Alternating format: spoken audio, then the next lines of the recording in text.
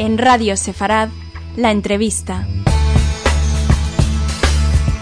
Queridos oyentes, bienvenidos. Tenemos la oportunidad de hablar con Jacobo Machover, que ha presentado recientemente su libro El sueño de la barbarie.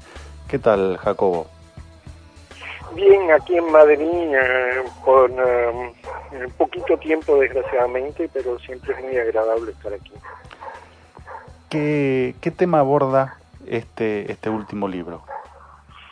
Bueno, El sueño de la barbarie lleva un subtítulo que es tal vez más explícito, que es la complicidad de los intelectuales con la dictadura castrista.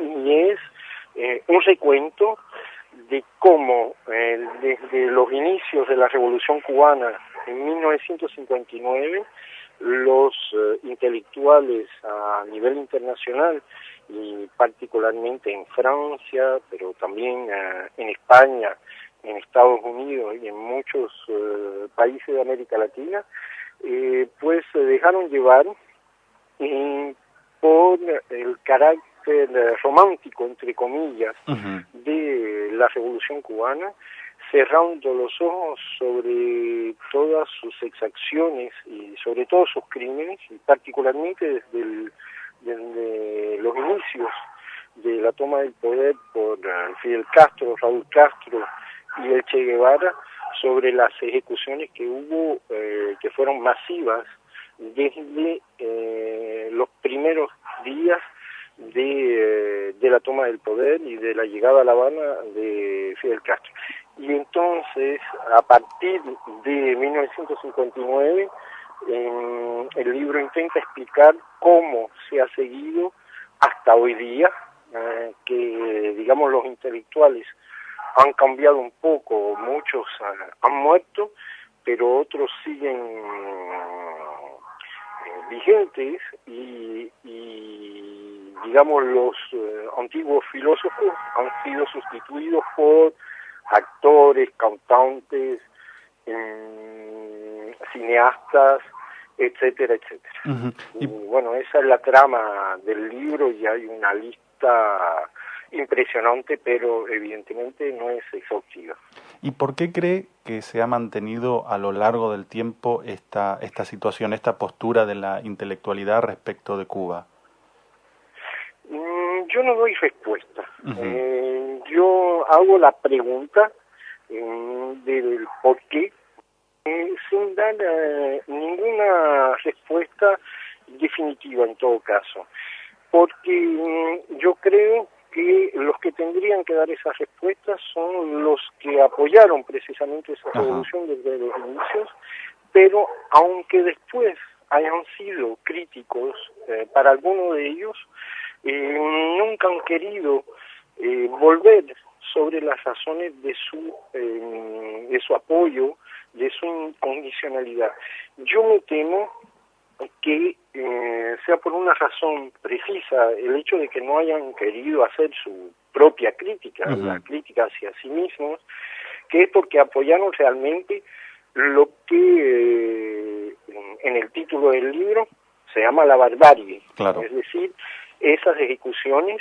Pero lo más extraño en toda la historia de la Revolución Cubana es que se ha mitificado a una serie de asesinos, y el ejemplo más claro es el del Che Guevara, ¿no? El Che Guevara, que se ve como un héroe justiciero, ¿no? Como alguien que quería traer la felicidad y la igualdad social y todo eso, y que en realidad, pero eso lo sabe todo el mundo en Cuba, fue el que llevó a cabo la mayor parte de los fusilamientos en la fortaleza de la Cabaña, que era la mayor prisión de La Habana, y allí él presenció decenas y decenas de fusilamientos de gente que eran juzgadas en media hora, como mucho, a veces en 5 minutos, y que eran condenados a muerte. Entonces, hay una perversión en la opinión pública internacional en presentar a un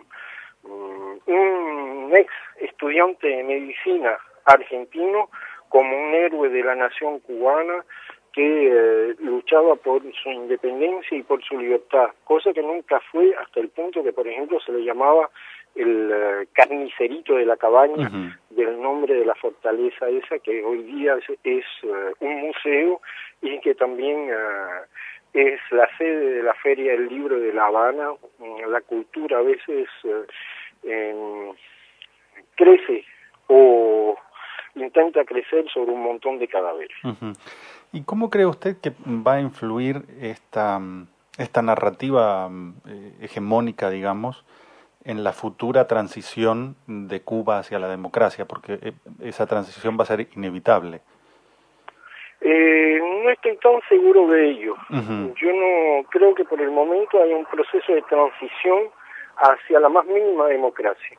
Desgraciadamente, yo creo que los hermanos Castro, primero con la ayuda del comunismo y luego por una fuerza que confiere la inercia, han logrado elaborar un sistema dinástico, de sucesión dinástica. Por el momento lo que hay es el poder omnímodo de Raúl Castro y no hay el más mínimo síntoma de transición democrática, como se puede conocer, como se ha vivido en España, como se ha vivido en muchos países latinoamericanos después de la era de las dictaduras de los años 70, 80. En Cuba no hay nada de eso. Y lo peor es que todo el mundo, la comunidad internacional en su conjunto, ha aceptado esa sucesión dinástica como si fuera algo normal. Nadie ha cuestionado el poder de Raúl Castro que le sucede a su hermano como si eso fuera normal en un país como Cuba, como si la revolución creara su propia legitimidad. No quiero con eso ser extraordinariamente pesimista, pero por el momento no se ve venir ninguna señal de apertura democrática. ¿Usted cree que justamente esta visión de los intelectuales ha posibilitado que se vea de manera normal, digamos, esta irregularidad antidemocrática? Sin lugar a dudas, yo creo que los intelectuales tienen una responsabilidad muy grande en la perpetuación de la dictadura castrista. Yo diría que no solo los intelectuales extranjeros, también una serie de intelectuales cubanos que algunos de ellos después tomaron el camino del exilio, por cierto. Bueno, citaría los nombres de Carlos Franchi, de Cabrera Infante y de otros, que en un primer momento apoyaron y alentaron la barbarie con sus escritos, apoyaron los fusilamientos y todo eso. Y la falta de crítica de los intelectuales extranjeros, y en el término intelectuales, bueno, meto ahí también toda una serie de políticos, evidentemente, ¿no? Claro. Sobre todo políticos españoles, franceses, italianos y otros, que han preferido mantener una ceguera frente a lo que pasaba y dejar que finalmente cierto antiamericanismo prosperara en una isla del Caribe. Cierto antiamericanismo, pero también apoyado por acciones militares en África, eso todo el mundo lo sabe, en América Latina todo el mundo lo sabe también, pero lo que no se sabe, por ejemplo, también, es que hubo apoyo de las tropas castristas a ciertos movimientos, a ciertos países en el Medio Oriente, por ejemplo, en Siria, después de la guerra de Yom Kippur, y a ciertos movimientos palestinos en el sur del Líbano, pero apoyo militar, es decir, soldados cubanos que estuvieron ahí luchando contra el ejército de Israel. Y digamos, se ha permitido una expansión de de esa aventura, entre comillas, internacionalista, en nombre de un antiamericanismo que le convenía a mucha gente, tanto a la izquierda como a la derecha, principalmente a la izquierda, pero también a ciertos nacionalistas de derecha. ¿Cuba fue una suerte de laboratorio para cierto sector de la izquierda? Bueno, un laboratorio hasta cierto punto, porque son pocos los países que han querido implementar una nueva Cuba. Los que siguen los pasos de Cuba en América Latina, desgraciadamente, están algunos países como Venezuela, como Bolivia, como Ecuador, ¿no? Como Nicaragua, antaño y ahora. Y bueno, Cuba ha sido un fracaso total, a nivel económico, a nivel político, a nivel de las libertades democráticas. Y los que siguen hoy día el ejemplo cubano, pues lo adaptan a su manera, es más una visión ideológica y necesitan apoyarse en la sabiduría de los hermanos Castro para llevar a cabo sus propios intentos. Si no tuvieran el apoyo de la dictadura castrista, por ejemplo, un régimen como el régimen actual en Venezuela no podría vivir, no podría sobrevivir. Eso está supeditado a lo que ordenan y mandan los cubanos, tanto en las fuerzas de seguridad del mismo Hugo Chávez, como a nivel de los planes sociales que se llevan a cabo en los barrios, en la salud, en el deporte y en muchas otras cosas. Evidentemente eso va en contra del desarrollo de las libertades democráticas, y yo me temo realmente que las libertades democráticas en esos países pues estén seriamente amenazadas, y también que esos países lleven una política exterior que no se corresponde para nada con las tradiciones latinoamericanas. Exacto. Bueno, señor Jacobo Machover, muchísimas gracias por compartir con nosotros este momento y estas palabras. Muchísimas gracias a ustedes, es un honor para mí.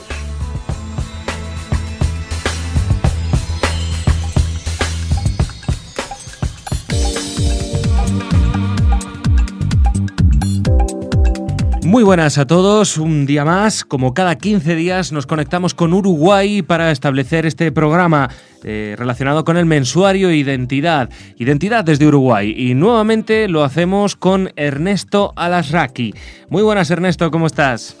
Muy buenas tardes, Jordi, desde Montevideo, muy bien, con muchas ganas de transmitirles una nota muy interesante sobre las relaciones entre Israel, Cuba y los judíos. Sí, porque si recuerdan nuestros oyentes, hace 2 semanas hablamos de nuevo con Ernesto, pero el tema fue una entrevista que realizasteis tú y Mauricio Cieleniec no recuerdo ahora el nombre, era un alto cargo del gobierno cubano. Recuérdame el nombre, por favor, Ernesto, disculpa.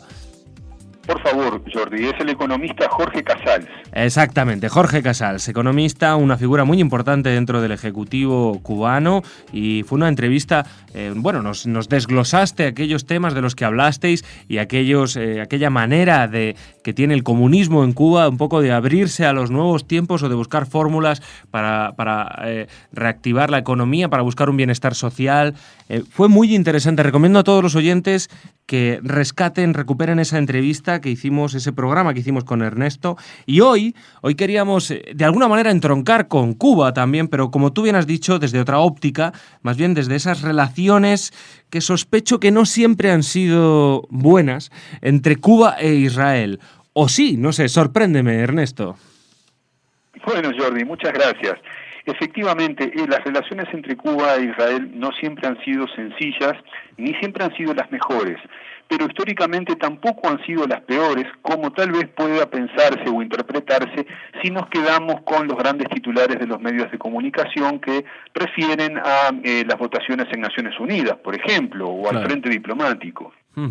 A partir de la nota que hicimos en la edición anterior con Radio Sefarad, en la que consignamos una entrevista que el mensuario Identidad de Montevideo, Uruguay, le hizo al economista Jorge Casals,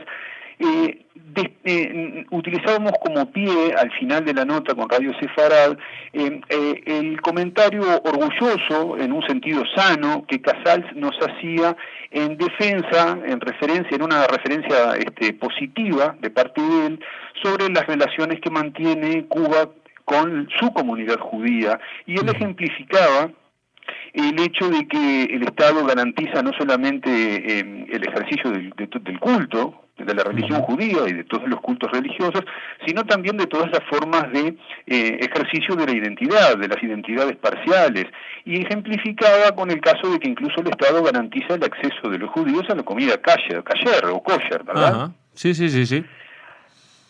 A partir de eso nos interesa, utilizándolo como nexo, desarrollar algunos elementos históricos en la relación entre Cuba y el Estado de Israel y Cuba y los judíos en general. Uno de los elementos que nos interesa destacar es que desde fines del siglo XIX hubo una genuina corriente de simpatía entre la sociedad cubana y los judíos y su movimiento de liberación nacional, el sionismo. En ese entonces, las fuerzas progresistas y de izquierda conducían los destinos del pueblo judío, no solo en Israel, como sucedió desde los tiempos fundacionales de los primeros kibutzim, la Histadrut y la Sochnut, hasta 1977, momento en que la correlación de fuerzas en la política israelí registró un cambio histórico con la primera victoria electoral de la derecha y el consecuente primer gobierno del Likud. Las relaciones bilaterales cubano-israelíes, sin embargo, fueron de simpatía y amistad hasta el segundo semestre de 1973, pese a sus respectivas alianzas internacionales, que impidieron una difusión amplia de esas relaciones bilaterales positivas.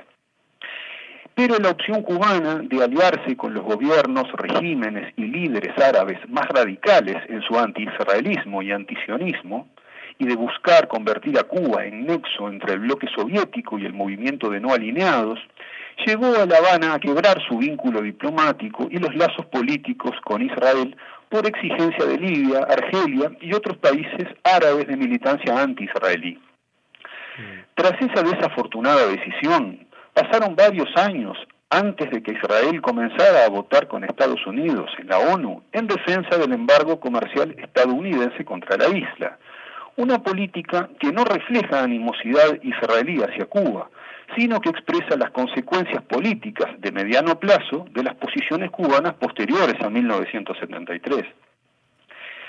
Las relaciones cubano-judías fueron de gran cercanía en el largo plazo histórico, ya desde los tiempos en que el héroe nacional cubano José Martí residía en Nueva York como exiliado y admiraba al pueblo hebreo por los ideales y valores que lo animaban en su impulso nacional.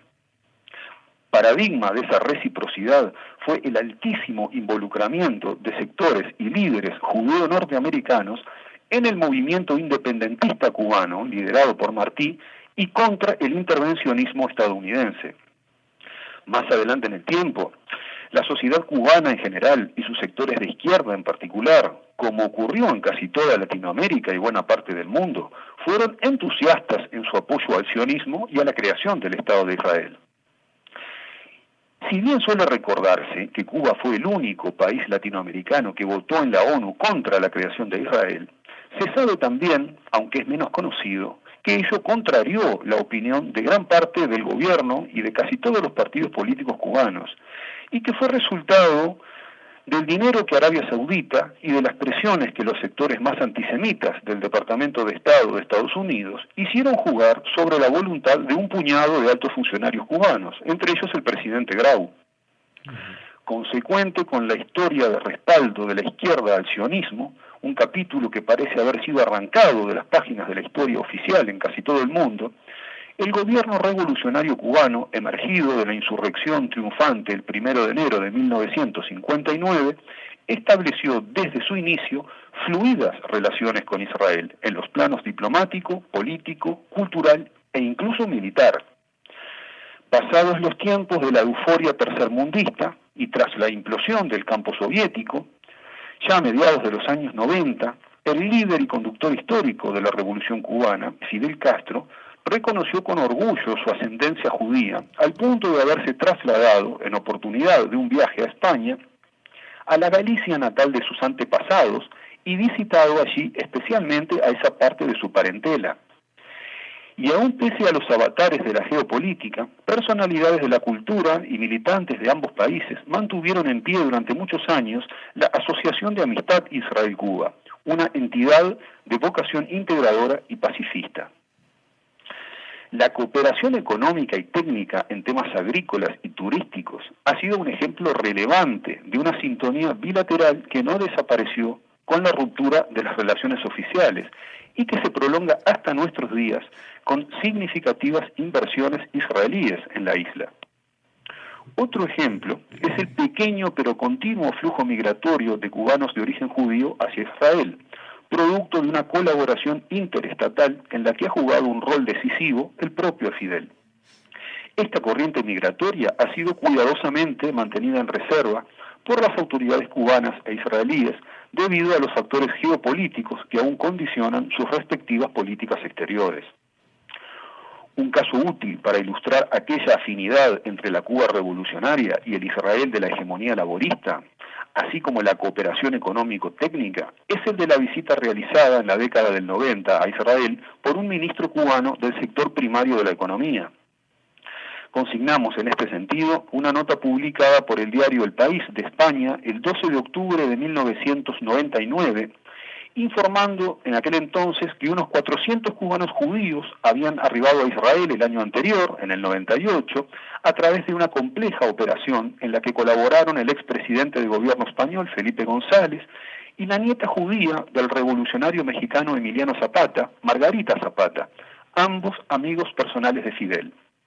Dice la nota del País: a pesar de la ruptura de relaciones diplomáticas, Cuba e Israel han ido tejiendo en los últimos 5 años, es decir, desde 1994, una tupida red de intereses y vínculos comerciales, culturales y sociales. Este entramado hizo posible, hace 3 años, que el ministro de Agricultura y Pesca cubano visitara Israel, aunque se apresurara a asegurar que se trataba de una visita personal. La visita coincidió también con el desembarco de un grupo de empresarios israelíes en Cuba. Y es que las relaciones bilaterales, que supieron coincidir en importantes objetivos históricos, fueron desvirtuándose y complicándose por efecto y consecuencia de factores externos que llevaron a Jerusalén y La Habana a aliarse con potencias militares enfrentadas para garantizar sus respectivas supervivencia e integridad. Cabe recordar en este sentido que entre 1967, año de la Guerra de los 6 Días, y 1973, año de la Guerra de Yom Kippur, Cuba soportó fuertes presiones soviéticas y árabes para que rompiera relaciones con Israel, rechazando hacerlo. La política internacional en el último tercio del siglo XX fue empujando a Israel hacia los Estados Unidos y a Cuba hacia la Unión Soviética. Una Unión Soviética que hacia la segunda mitad de los años 60 optaba por la geopolítica del petróleo en detrimento de su anterior compromiso histórico con la existencia y defensa de Israel. Sin embargo, notamos en nuestros días que gestos y movimientos a uno y otro lado sugieren que tal vez el vínculo oficial bilateral transite paulatinamente hacia la normalización. El periodista estadounidense Jeffrey Goldberg reporteó en 2010 a Fidel y le preguntó si para él Israel tiene derecho a existir. Sí, sin dudas, sentenció el líder cubano. Imaginemos que soy Netanyahu. Si estuviera ahí y tuviera que razonar sobre temas israelíes, recordaría que 6 millones de judíos, hombres y mujeres de todas las edades, fueron exterminados en campos de concentración, reflexionó Castro. Posteriormente, el primer ministro y el presidente de Israel, Benjamín Netanyahu y Shimon Peres, respectivamente, ponderaron las expresiones de Fidel. Netanyahu lo expresó así: los comentarios de Castro mostraron su profundo entendimiento de la historia del pueblo judío y del Estado de Israel. Peres lo evaluó de esta manera: debo confesar que sus dichos fueron, en mi opinión, inesperados y difundidos con una profundidad intelectual única, escribió en un mensaje dirigido especialmente al dirigente cubano. Tus palabras presentaron un puente sorpresivo entre la dura realidad y un nuevo horizonte. Muchas gracias, desde lo profundo de mi corazón. Mostraste que aún aquellos que son distintos a uno pueden ser cercanos, le escribió Peres a Fidel. En esa oportunidad, el presidente israelí utilizó la oportunidad para evocar una fuente de identidad común entre Cuba e Israel, que la realpolitik y los prejuicios han suprimido de la memoria y el razonamiento de millones de personas. Cito textualmente a Peres: Cuba es una isla rodeada de agua. Israel es una isla política rodeada de amenazas. Ustedes trataron de navegar mares más grandes para mostrar que un tamaño geográfico pequeño no tiene que reflejar la pequeñez humana. Y nosotros estamos tratando de probar que el tamaño político pequeño no debe reflejar el tamaño de nuestros valores. Por lo tanto, queremos ver a nuestros vecinos como amigos, y mientras mejor estén las cosas para ellos, mejor las estarán para nosotros.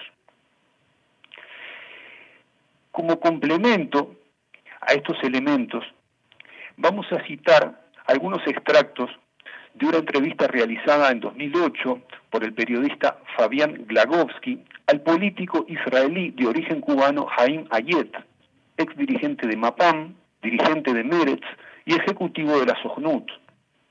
Hayet nació en 1939 en La Habana, donde creció, se formó en educación y trabajó como maestro. Militó desde joven en la isla, en Hashomer HaTzair, e hizo alía a un kibutz en 1960. Su posterior militancia en la izquierda israelí lo mantuvo próximo a los procesos políticos cubanos, a pesar de las diferencias políticas entre los dos países a raíz de la Guerra Fría. Cuenta Hayet: antes de la revolución no había embajada de Israel en Cuba, había solo un consulado. Con la revolución eso cambió. Puede ser que cambiara por una razón personal, pero estas cosas no cambian solamente por cuestiones personales. Sucedieron dos cosas. Por un lado, el consulado se elevó al rango de legación. Llegó de la Argentina un ministro plenipotenciario, es decir, un enviado extraordinario como embajador a establecer las relaciones. Se llamaba Yoel Baromi. Por otro lado, salió de Cuba la legación como embajada, pero no llegaba a tanto, aunque era en la práctica una embajada para Israel. Y quien abrió la embajada en Israel a fines del año 1960 en Herzliya Pituach, suburbio de Tel Aviv, se llamaba Ricardo Subirana y Lobo. Su nombre original era Reinhard Wolf. Wolf es Lobo y Reinhard es Ricardo. Subirana era el apellido de la mujer y él lo incorporó para darle más importancia. Llegó a ser viceministro de Relaciones Exteriores en Cuba y posteriormente embajador cubano en París. Sigue evocando a Hayet. Había una gran simpatía en la revolución cubana por Israel, y gracias a que Israel era el kibutz. Eso era lo que simbolizaba a Israel. Israel estaba considerado también como un país pequeño que luchó contra el imperialismo británico y triunfó, y era socialista.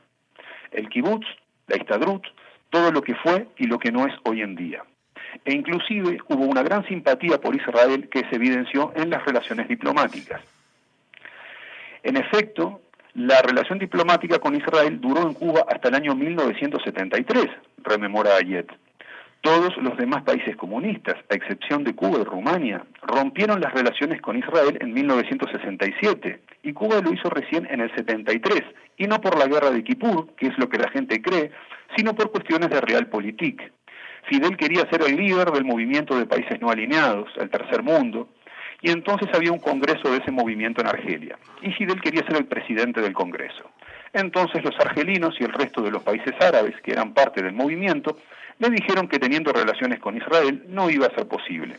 Por tal motivo Fidel rompió las relaciones diplomáticas con Israel, y fue presidente del congreso por un tiempo. Sin embargo, el movimiento sionista en Cuba fue legal hasta el año 1978, o sea, incluso por mucho más tiempo. Llegaron delegados de Cuba al Congreso sionista, delegados que fueron con el beneplácito de Fidel, del gobierno, porque si no, no salían de Cuba.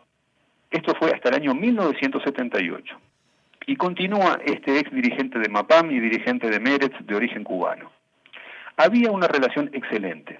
En los primeros meses de la revolución, la mayoría de mis compañeros de estudio volvieron de la sierra como comandantes, y ellos sabían quién era yo. Teníamos discusiones casi todas las noches en el aula magna, después del estudio, porque había habido huelga de estudios. Cuando la revolución llegó al poder, se reanudaron y se le dio la posibilidad a quienes no terminaron sus carreras por causa de la huelga, de continuar.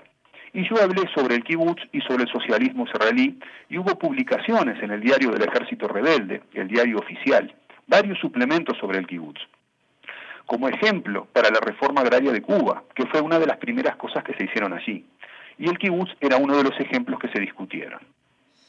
Vamos a citar otro elemento extractado de esta entrevista a Haim Hayet, en la que él recuerda la diferencia de lo que son las relaciones en el ámbito diplomático, que muchas veces obedecen o suelen obedecer a factores externos, y a lo que pertenece a la órbita de lo privado o de lo social, o de las relaciones sociales.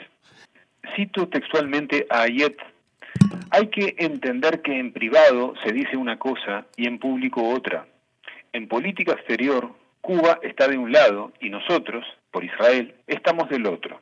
Tenemos ese problema también no solamente con Cuba, sino con otras partes del mundo. El que tiene animosidad contra los Estados Unidos, por carácter transitivo, como decimos en matemática, la tiene con nosotros también. Pero no es una cosa que se traslade a lo privado. No hay antisemitismo en Cuba.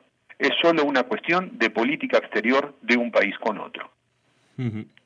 Y por aquí, estimado Jordi, vamos cerrando esta nota, que esperamos les haya gustado, sobre un tema que no suele ser muy referido en los medios de comunicación.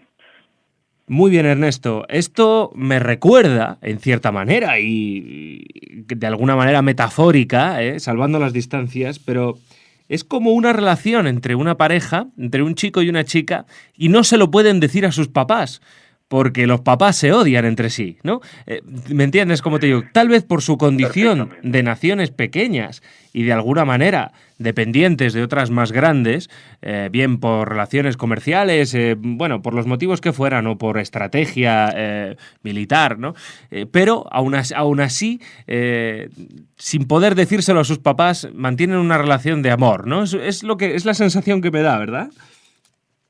Jordi, me parece muy buena, muy apropiada, muy divertida y muy real tu metáfora. Sí, se trata en buena medida de una relación de ese tipo. Dos países pequeños con vocación de grandes, con intención de grandes, pero no realmente grandes en el terreno material de las naciones, que han tenido que vivir bajo la sombra del mandato y del padrinazgo de potencias que estaban realmente enfrentadas entre sí, y aún habiendo en sus respectivas sociedades pulsiones muy fuertes e intereses comunes, han debido mantener en forma casi clandestina su vínculo, tal cual como tú dices, como enamorados que no pueden revelárselo a sus padres.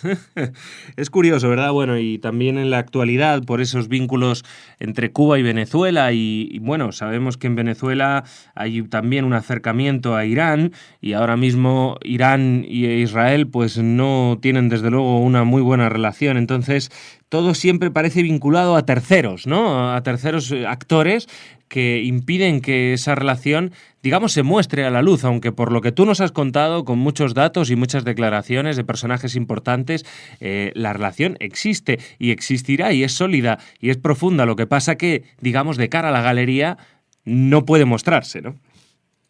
Tal cual, Jordi, tal cual. Todavía el mundo se rige por una lógica en la que no siempre las sociedades cultivan entre sí las relaciones que desearían tener, Sí. porque el poder de los grandes sigue, en definitiva, marcando el ritmo de la vida de los chicos. Bueno, pues con estas pequeñas reflexiones terminamos, Ernesto.